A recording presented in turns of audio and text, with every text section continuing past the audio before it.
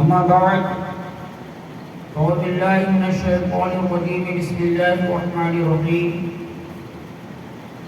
ولا تقولوا لمن يقتل في سبيل الله أموات بل أحياء ولكن لا تشعرون صدق الله مولانا العظيم وبلغنا رسوله النبي الأمين المجيد الكريم ونحن على ذلك لمن الشاهدين والشاكرين والحمد لله رب العالمين. آئیے مراد مل کر کچھ عروض و معروض سے قبل اپنے اور ساری کائنات کے مرکز عقیدت نبی رحمت پیغمبر اعظم محسن انسانیت اللہ کے حبیب زخم خوردہ انسانیت کے دلوں کے طبیب روحی فدا ہو جناب محمد رسول اللہ صلی اللہ علیہ وسلم کی بارگاہ میں ایک مرتبہ ڈھوم ڈھوم کر درود پاک پڑھنا اللہم صلی علی سیدنا شفیعنا حبیبنا نبینا مولانا محمد وعلی آل محمد معدن الجود والکرم وعلى الكرام وابنه الكريم بارك وسلم صلاة وسلام عليك يا سيدي يا حبيبي يا رسول الله صلاة وسلام عليك يا سيدي يا حبيبي يا نبي الله.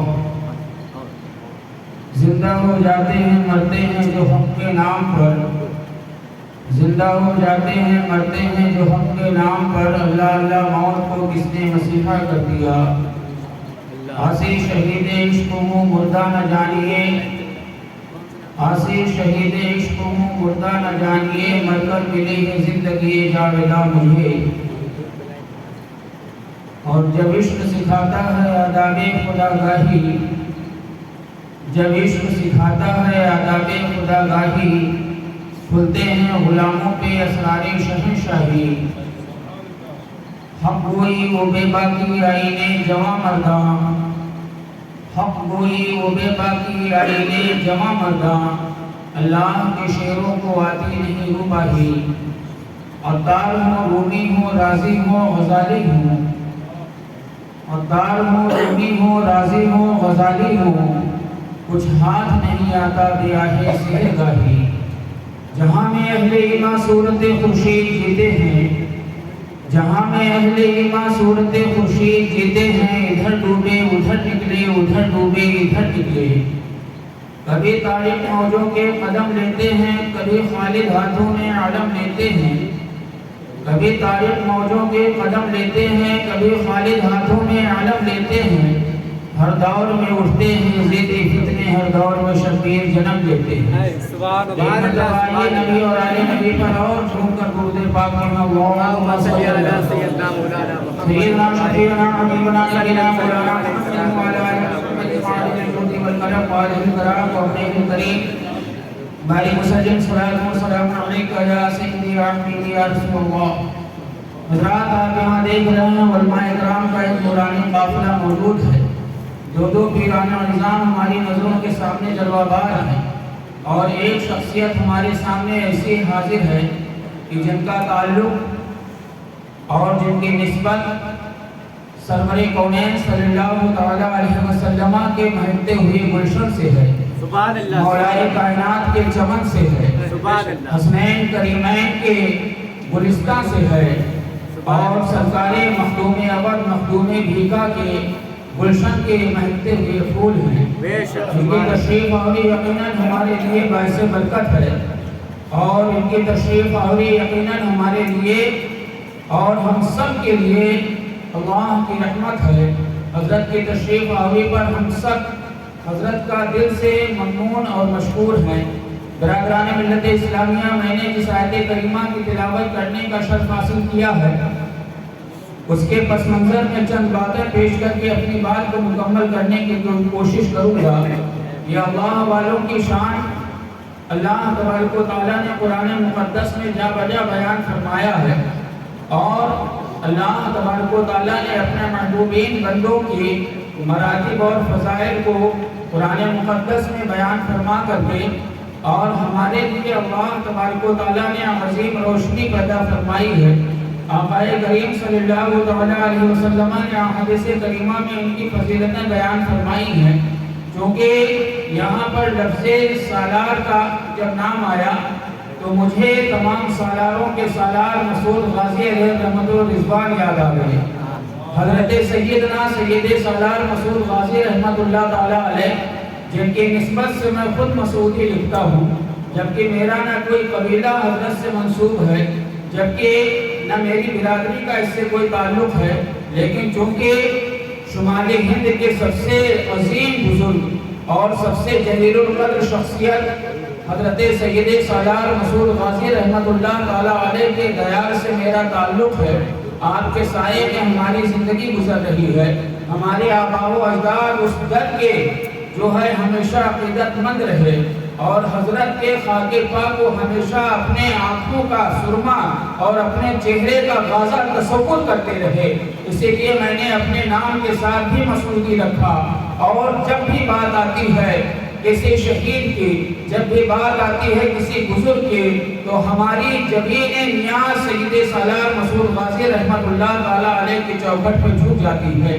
یہ کون ہیں جنہوں نے اپنی زندگی راہ مولا میں قربان کیا؟ چمنستان علی کے وہ مہکتے ہوئے پھول ہیں، مولا علی کے چمن کے وہ راج دلارے ہیں، جنہوں نے شمالی ہندوستان میں اسلام کے عالم کو بلند کرنے کے لیے اپنے اور اپنے ساتھیوں کی جانوں کو اللہ کی راہ میں مسکراتے ہوئے پیش کر دیا۔ جانتے ہیں مولا علی کا چمن، دنیا مولا علی کے چمن کو جانتی ہے۔ حضرت علی کا چمن تو ایسا ہے پیارے کہ جب بھی شجر اسلام کو ضرورت ہوئی، جب بھی شجر اسلام کو ضرورت پڑی ہے، تو اگر کسی نے بڑھ کر کے اور کسی نے شجر اسلام کی آبیاری کے لیے اپنی جان پیش کیا ہے تو وہ مولا علی کا گھرانہ ہے۔ سرور کونین صلی اللہ علیہ وسلم کے چمن کے وہ مہکتے ہوئے پھول ہیں۔ حضرت علی کے خاندان کو، جناب ابو طالب کے خاندان کو اللہ تبارک و تعالیٰ نے اسلام کے لیے جو ہے منتخب فرما لیا۔ یہاں تک کہ میں آپ کو اگر تواریخ کے حوالے میں لے چلوں تو جب سرور کونین صلی اللہ علیہ وسلم کے جد امجد کے وصال کے بعد میرے آقا کی ظاہری سرپرستی کی بات آئے تو جناب ابو طالب کھڑے ہو گئے، اور جب سرور کونین صلی اللہ علیہ وسلم نے اعلان نبوت فرمایا اور چاروں طرف سے کفار و مشرکین سب کو شتم کرنے لگے تو اس وقت جناب ابو طالب نے حضرت عقیل کو میرے آقا کا محافظ مقرر فرما دیا۔ حضرت عقیل حضور سرور کونین صلی اللہ علیہ وسلم کی حفاظت کے لیے رہتے، اگر میرے آقا غار ثور میں ہوتے تو حضرت عقیل وہاں پہرا دیتے، اگر حجرے حضرت سیدہ خدیجہ الکبریٰ میں رہتے تو حضرت عقیل وہاں پہرا دیتے۔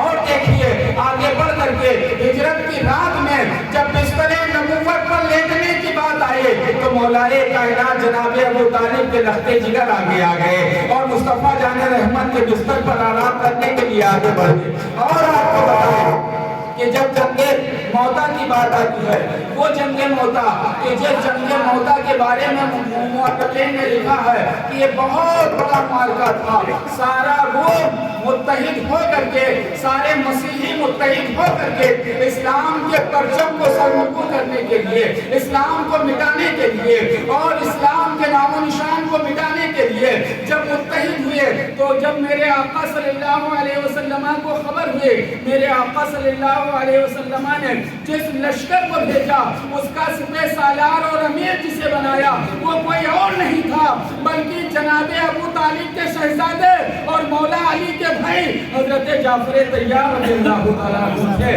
پہنچے ہیں۔ اور جب بات آئی ہے اسلام کے چمن پر چاند قربان کرنے کی تو حضرت جعفر طیار آگے بڑھے ہیں، پرچم اسلام لے کر کے ایک بازو شہید ہو گیا ہے اور پھر علم کو آپ نے دوسرے بازو میں لیا۔ میرے آقا صلی اللہ علیہ وسلم مدینہ شریف کی مسجد نبوی میں جلوہ بار ہے، صحابہ کرام کا مجمع ہے، میرے آقا فرماتے ہیں دیکھو جعفر طیار کا ایک بازو شہید ہو گیا، پھر دوسرا بازو بھی شہید ہو گیا۔ میرے آقا صلی اللہ علیہ وسلم نے فرمایا جعفر طیار کا دوسرا بازو بھی شہید ہو گیا۔ جعفر طیار رضی اللہ تعالیٰ عنہ نے جب جام شہادت نوش کر لیا میرے آقا نے فرمایا کہ دیکھو میرا جعفر جو ہے یہ جنت میں اپنے دونوں بازوؤں کے ساتھ پرواز کر رہا ہے۔ سبحان اللہ، آپ اندازہ لگائے کبھی جنگ موتا میں جعفر طیار نے بازو اٹھائے ہیں تو کبھی کربلا میں مولا علی کے لال حضرت غازی عباس نے بازو اٹھائے ہیں۔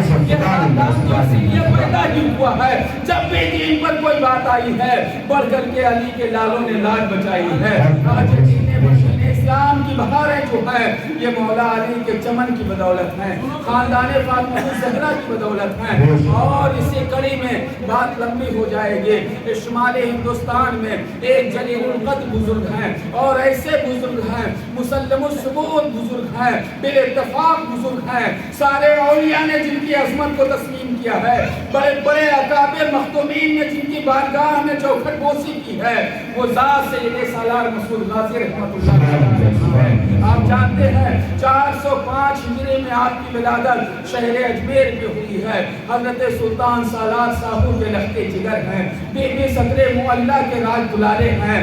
4 سال 4 مہینے 4 دن کی عمر میں جب بسم اللہ خانی کی بات آئے تو حضرت سید ابراہیم بارہ ہزاری کو مقرر کیا گیا ہے۔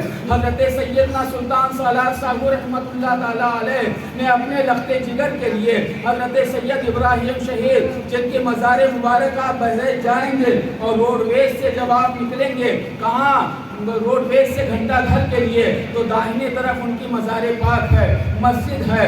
اور پھر سید سالار مسعود غازی رحمۃ اللہ تعالیٰ علیہ بچپن سے جو ہے ان کی صحبت میں رہے اور 14 سال کی جب عمر ہوئی ہے علم و فضل کے آفتاب و ماہتاب بن کر کے آپ نے بڑھ کر کے اپنے والد گرامی کی جگہ لشکر اسلام کی قیادت سنبھالی ہے، وہ سالار اعظم بن گئے ہیں۔ آپ اندازہ لگائیں پورا چمن جو ہے آپ نے اسلام کے لیے پورا چمن ان کا لٹ گیا ہے۔ حضرت سلطان سالار صاحب کی مزار اقدس کہاں ہے؟ ستری بارہ بنکی کے اندر ہے۔ سید سالار مسعود غازی اپنے قافلے کے ساتھ لشکر اسلام کے ساتھ پرچم اسلام و توحید کو لے کر کے آگے بڑھتے چلے جا رہے ہیں۔ ایک 14 سال کا جوان، ایک 14 سال کا ہاشمی نوجوان، مولا علی کا نور نظر، حضرت امام محمد بن حنفیہ کا راج دلارا اپنے ہاتھوں میں علم اسلام لے کر کے بڑھتا چلا جا رہا ہے، بڑھتا چلا جا رہا ہے۔ آپ کے ساتھیوں کے جوش کا عالم نہ پوچھو پیارے، جب چلے ہیں تو نہ جانے کتنی جگہ پر کفر کی وادی میں جو ہے خونریز لڑائی ہوئی ہے، جنگ ہوئی ہے، نہ جانے کتنی تعداد میں کفار و مشرکین تھے، مخالفین تھے اور غازی سرکار کے ساتھی چند تھے، لیکن جہاں دیکھو وہی جو ہے فتح یاب ہو کر کے آگے بڑھتے چلے جا رہے ہیں، اسلام کا بول بالا ہوتا چلا جا رہا ہے۔ ایسے ایسے آپ کے جانثار تھے، ایسے ایسے ساتھی تھے کہ بحریچ میں چلے جائیے تو گھنٹہ گھر پر بیچ روڈ کے اوپر حضرت خنجر شہید کی مزار ہے۔ ان کا واقعہ بیان کیا جاتا ہے، تواریخ بتاتی ہے کہ ان کا عالم یہ تھا کہ ان کا سر جو ہے بارہ بنکی میں شہید ہو گیا، لیکن جذبہ دیکھیے، شوق شہادت دیکھیے کہ بارہ بنکی میں سر شہید ہو گیا اور غازی پاک کے ساتھ یہ جہاد کرتے چلے جا رہے ہیں، جہاد کرتے چلے جا رہے ہیں۔ دنیا حیرت زدہ ہے، میں نے کہا حیرت نہ کرو، قرآن مقدس اٹھا کے دیکھ لو، قرآن اعلان کر رہا ہے وَلَا تَقُولُوا لِمَن يُقْتَلُ فِي سَبِيلِ اللَّهِ، جو اللہ کی راہ میں شہید کیے گئے انہیں مردہ نہ کہو بلکہ وہ زندہ ہیں، انہوں نے زندگی کا ثبوت دے دیا۔ اور پیارے میں آپ کو بتا دوں بحریچ کی سرزمین کے اوپر بات لمبی ہو جائے گی، بڑا خونریز معرکہ ہوا، 22 راجہ ایک طرف، نہ جانے کتنے لاکھوں کی تعداد میں کفار و مشرکین۔ سید سالار مسعود غازی رحمۃ اللہ علیہ، ایک بات میں آپ کو اور بتاتا چلوں، دنیا میں آپ نے جب کسی شہید کے نام کے آگے سنا ہوگا تو لفظ شہید لگا ہوگا۔ حضرت موسلی شہید، حضرت عالم شہید، حضرت گلزار شہید، حضرت ابراہیم شہید، سب کے نام کے آگے شہید لگا ہوتا ہے۔ جو شہید ہوتے ہیں ان کے نام کے آگے لفظ شہید لگا ہوتا ہے، لیکن سرکار غازی کی یہ شان ہے شہید ہو کر کے ان کے نام کے آگے غازی لگا ہوا ہے، یہ غازی لگا ہوا ہے، یہ ان کی خصوصیت میں سے ہے۔ کیوں لگا ہوا ہے؟ جب سید سالار مسعود غازی تشریف لائے بحریچ شریف کی سرزمین پر، شمال ہندوستان میں اسلام کا پرچم گاڑ دیا ہے، کفر سراسیمہ ہے، ہر طرف کفر پریشان حال ہے، چاروں طرف سے سارا کفر متحد ہو کر کے اور مقابلے کے لیے آ جاتا ہے۔ بڑے بڑے راجہ مہاراجہ سب متحد ہو کر کے مقابلے میں آ گئے اور پھر انہوں نے فریب کیا آپ کے ساتھ۔ کیا کیا کہ انہوں نے زمین کے اندر جو ہے وہ نکیلے کیلے گاڑ دیا انہوں نے، سلاخوں کو نصب کر دیا، بہت بڑے میدان میں اوپر ریت ہے، اور اس کے بعد انہوں نے اپنے منصوبے کے تحت عین جو ہے گھماسان کی جنگ میں وہ پیچھے ہٹ گئے، غازی سرکار کے ساتھی اسی پر سے گزرنے لگے، گھوڑے زخمی ہو کر کے گرنے لگے۔ سید سالار مسعود غازی علیہ رحمت و رضوان بعض روایت میں ہے عصر کی نیت باندھے ہوئے تھے، بعض روایت میں ہے عصر اور مغرب کے درمیان آپ جو ہے عین میدان جنگ میں جو ہے وہ آپ جو ہے وہ مو تھے، اور یکایک آپ کو تیر آ کر کے لگا، جو آپ کے خادم تھے، آپ کے دیوانے تھے، جن کو دنیا سکندر دیوانہ کہتی ہے، اور وہاں پر برہنہ پیر کے نام سے مشہور ہیں، کیونکہ ہمیشہ پا برہنہ رہتے تھے، ننگے پیر رہا کرتے تھے۔ غازی پاک کے ٹھیک پشچم ان کی مزار پاک ہے، وہ چاروں طرف سے آپ کے جسم پاک کے اوپر لگنے والے تیروں کو اپنے اوپر روکتے رہے، جسم چھلنی ہو گیا۔ جب غازی پاک تشریف لائے ہیں انہوں نے اپنے گود میں لے لیا، آنکھیں نم ہو گئے۔ یہ کون ہے؟ یہ مولا علی کے چمن کا وہ راج دلارا ہے جس نے جو ہے پرچم اسلام جب اٹھایا ہے تو ہندوستان کے ساحل سے لے کر کے اور ہمالیہ کی گود تک اسلام کا بول بالا ہو گیا ہے۔ پرچم اسلام کی عظمتیں جو ہے دنیا نے دیکھ لیا ہے، توحید کا اجالا ہو گیا ہے۔ پیارے سید سالار مسعود غازی رحمت اللہ تعالیٰ علیہ جام شہادت نوش کر لیتے ہیں، اور آپ کے ساتھی ہندوستان کے مختلف گوشوں میں دیکھیے آرام فرما رہے ہیں۔ اسی فیض آباد کی سرزمین پر نہ جانے کتنے آپ کے ساتھی جو ہے وہ جو ہے اسی زمین کے گول آغوش میں جو ہے وہ خواب میں جو ہے خواب میں ہیں، نہ جانے کتنے ساتھی آپ کے کہاں کہاں جو ہے وہ دفن ہیں۔ سید سالار مسعود غازی رحمت اللہ تعالیٰ علیہ کے چند باتیں آپ حضرات کے گوش گزار کر کے بعد مکمل کر لوں۔ سید سالار مسعود غازی رحمت اللہ تعالیٰ علیہ کی شان میں آپ کو بتا دوں۔ حضور سید سالار مسعود غازی ہندوستان کا، میں شمالی ہندوستان کا سب سے پہلا مسلم بزرگ اس لیے کہتا ہوں کہ غوث پاک رضی اللہ تعالیٰ عنہ، غوث الثقلین مرشدنا فی الدارین، شہنشاہ بغداد کی پیدائش 470 ہجری میں ہوئے اور سرکار غازی پاک کی پیدائش 405 ہجری میں ہوئی ہے۔ گویا غوث پاک رضی اللہ تعالیٰ عنہ سے پیران پیر سے 65 سال پہلے غازی پاک کی ولادت ہوئی ہے۔ اگر خواجہ پاک کا دیکھا جائے تو 132 سال خواجہ پاک سے پہلے سید سالار مسعود غازی رحمت اللہ تعالیٰ علیہ کی ولادت باسعادت ہوئی، جام شہادت نوش کر لیا ہے۔ لیکن مقام اور مرتبہ دیکھو، جو اللہ کی راہ میں اپنی جان قربان کر دیتا ہے، اللہ کے حبیب فرماتے ہیں قیامت کے دن اللہ تبارک و تعالیٰ شہداء کو وہ سارے مراتب عطا فرمائے گا جو انبیاء کو ہوں گے، اللہ تعالیٰ عطا فرمائے گا، سوائے منزل نبوت کے جو مراتب ہیں اس کو چھوڑ کر کے۔ آپ اندازہ لگائیں، یہ تو شہداء کا مقام ہے، لیکن غازی سرکار کا معاملہ بتاؤں آپ کو۔ غازی سرکار کا تو معاملہ ایسا ہے پیارے کہ غازی سرکار کا آستانہ، اللہ اکبر، ایسا آستانہ ہے کہ میں نے سنا ہے حضرت عیسیٰ علیہ السلام کے بارے میں قرآن کہتا ہے حضرت عیسیٰ علیہ السلام کو اللہ تبارک و تعالیٰ نے وہ معجزہ عطا فرمایا تھا۔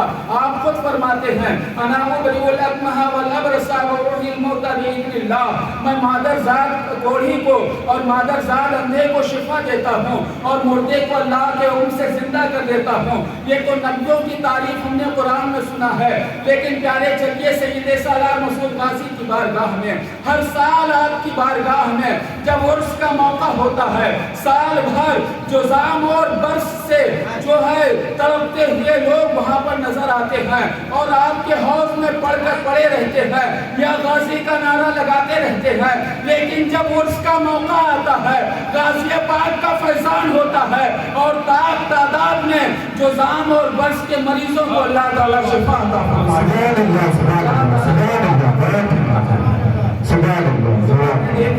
ہیں کہ ہندوستان کی سرزمین پر اگر کسی بارگاہ میں فکس کرامت کسی کی نظر آتی ہے تو وہ سید سالار مسعود غازی رحمت اللہ تعالیٰ علیہ کی رجسٹر جا کر کے دیکھ لیجئے۔ اور میں نے خود نہ جانے کتنی کرامتیں دیکھی ہیں، الحمدللہ ہم پر ہمارے خاندان پر احسان ہے سید سالار مسعود غازی رحمت اللہ تعالیٰ علیہ کا۔ اور مرتبہ کتنا بڑا ہے، جب مخدوم سمنا غوث العالم سید الطارقین حضرت سیدنا مخدوم اشرف جہانگیر سمنانی رحمۃ اللہ تعالی علیہ بارگاہ میں حاضری دیتے ہیں تو آپ لطائف اشرفیہ میں ارشاد فرماتے ہیں، سنو غازی پاک کا آستانہ وہ آستانہ ہے جہاں ہر آدھے گھنٹے کے بعد حضرت خضر علیہ السلام تشریف لاتے ہیں۔ سبحان اللہ۔ فرماتے ہیں کہ میں نے دن بھر میں 70 مرتبہ حاضری دیا تو 70 مرتبہ حضرت خضر علیہ السلام سے ملاقات ہوئی۔ سبحان اللہ۔ مقدر پہ ناز کرے ہاں کہ ہمیں سید سالار مسعود غازی رحمۃ اللہ تعالی علیہ کی بارگاہ میں حاضری کا شرف حاصل ہوا ہے۔ سید سالار مسعود غازی رحمۃ اللہ تعالی علیہ کا کئی واقعہ وہ لکھتے ہیں، بات آ گئی تو ایک واقعہ اور سماعت کریں۔ حضرت سیدنا مخدوم پاک ایک واقعہ مخدوم رودولوی شیخ العالم کا نقل کرتے ہیں اور لکھتے ہیں کہ مخدوم پاک کا ایک خادم تھا جو آپ کی حجامت وغیرہ بناتا تھا، اور ایک مرتبہ وہ آپ کی بارگاہ میں وقت مقررہ سے پہلے آ گیا۔ جیسے بزرگوں کے یہاں جو معمول ہوتے ہیں خادم تو ان کا دن متعین ہوتا ہے، اب وہ جو متعین دن تھا اس دن سے پہلے آ گیا۔ جیسے مثال کے طور پر حجامت آپ جمعہ کو بنواتے تھے یا جمعرات کو، تو وہ دوشنبہ کے دن آ گیا اور کہنے لگا حضور ہمیں اجازت دیجئے، آج حجامت بنوا دیجئے، مجھے شہر بحرین جانا ہے، سرکار غازی کی بارگاہ میں حاضری پیش کرنا ہے۔ تو حضرت نے فرمایا ہر سال تو جاتے ہو، اس سال نہ جانا، ہر سال تو حاضری دیتے ہو، اس سال حاضری نہیں دو گے تو کیا ہوگا؟ وہ کہنے لگا حضور میں ہر سال جاتا ہوں اور جب تک زندگی کے سانسیں رہیں گے اس وقت تک بارگاہ میں حاضری دیتا رہوں گا۔ سبحان اللہ۔ یہ شان ہوتی ہے اور دیوانوں کا یہ مزاج ہوتا ہے، کہا جب تک سانسیں رہیں گے، جب تک بارگاہ میں حاضری دیتا رہوں گا۔ مخدوم پاک نے فرمایا ایسا ہے اس سال مت جانا، اگلے سال چلے جانا۔ کہا نہیں حضور مجھے جانا ہے۔ کہا اچھا تو جس دن آتے ہو اسی دن آنا، اس کے بعد چلے جانا۔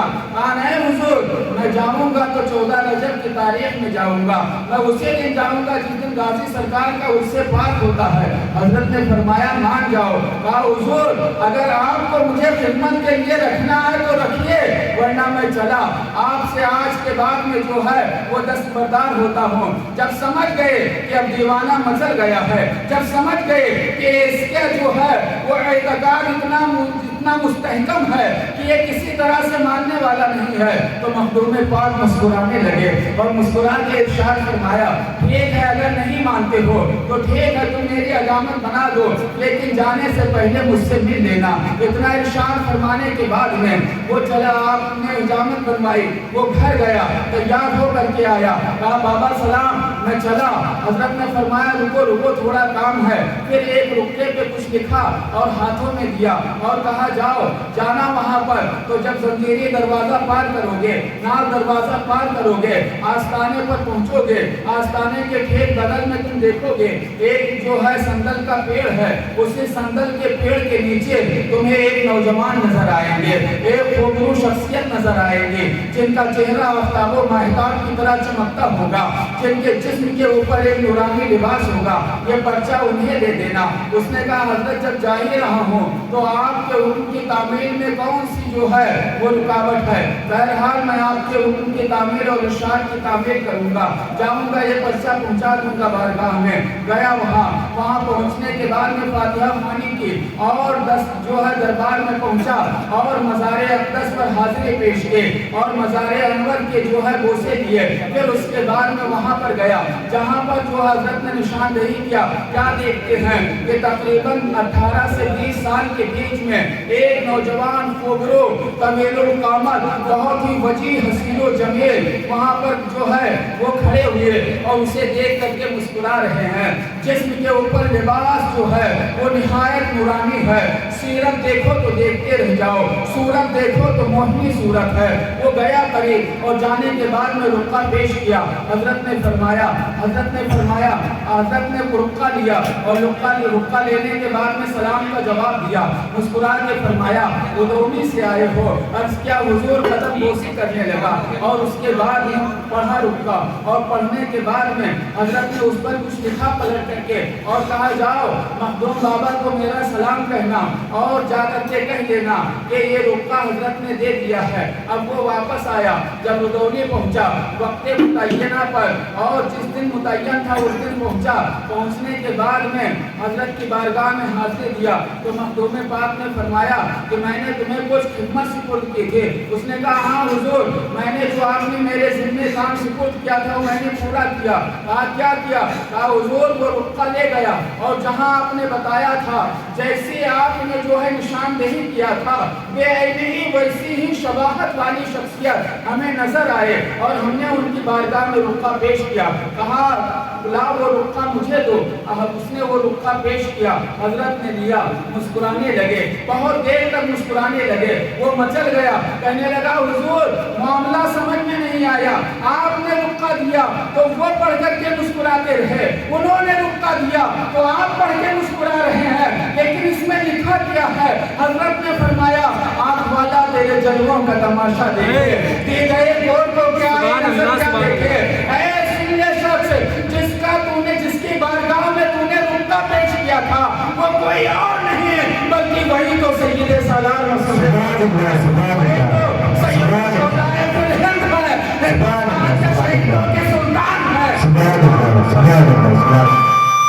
इतना कहना था कि वो शख्स जो है वो अपना सर जो है सर के हाथ रखकर बैठ गया। कहने लगा, हुजूर पहले कहने कैसे नहीं बताया? कहा, ये राज कैसे खोल देता।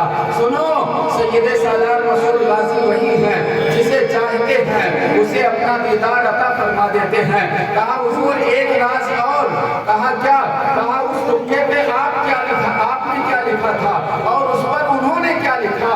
तो हजरत ने इरशाद फरमाया, मखदूम रुदौलवी ने इरशाद फरमाया, शेखुल आलम ने कहा, सुनो, मैंने रुक्के पे ये लिखा था कि हर साल इतने ज़ायरीन को, इतने अकीदतमंद को, इतने दीवानों को आप क्यों परेशान करते हैं? बेचारे न जाने कहां कहां से प्यादा, न जाने कहां कहां से किस हाल में अकीदत में डूब करके आपकी बारगाह में हाजिरी देते हैं, आप क्यों परेशान करते हैं? और हजरत ने उधर से पलट करके लिखा, ऐ मखदूम अब्दुल हक रुदौलवी, जब तुम एक दीवाने को नहीं रोक सके तो मैं हजारों दीवानों को कैसे रोक सकता हूँ? हजारों दीवानों को आने से कैसे रोक सकता हूँ? ये मर्तबा और मकाम सैयद सालार मसूद गाजी का है। किसी ने ख्वाजे पाक इंदल वली अताए रसूल की बारगाह में मुराकबा किया और किसी ने किया साहिब मिरतुल असरार हजरत अब्दुल रहमान चिश्ती रहमतुल्लाह अलैह, जिन्होंने मिरतुल असरार शाहजहां के ज़माने में लिखे थे। वो गए गरीब नवाज की बारगाह में, बैठे मज़ार अक़दस पर मुराकबा किया, गरीब नवाज से रूहानी मुलाकात हुई। अर्ज़ क्या, हुजूर आपकी बारगाह में लाखों अक़ीदतमंद आते हैं, लाखों जो है चाहने वाले आते हैं, क्या सबकी मुरादें पूरी कर देते हैं? गरीब नवाज ने इरशाद फरमाया, हाँ सबकी मुरादें पूरी होती हैं। कहा, हुजूर कोई खाली हाथ नहीं जाता। फरमाया, कोई खाली हाथ नहीं जाता है। फरमाया, कैसे?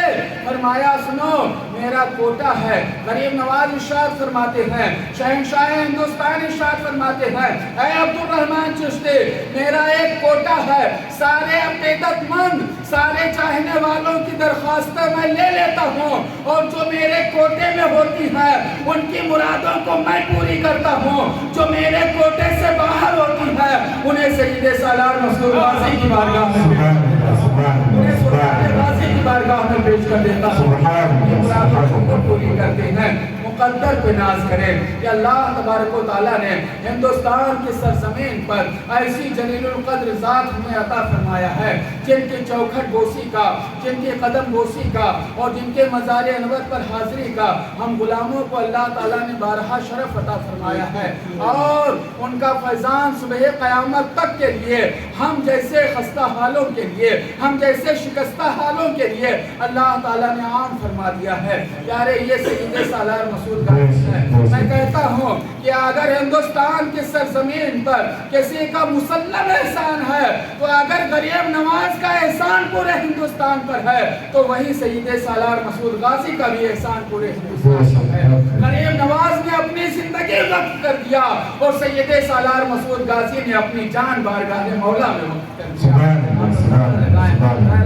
हमारे बाद बहुत से उलमा इकराम हैं اور حضرت پیران طریقت یہاں پر جلوہ بار ہیں، تو اس لیے میں اپنی بات کو یہیں پر ختم کرتا ہوں۔ غازی پاک کے بہت سے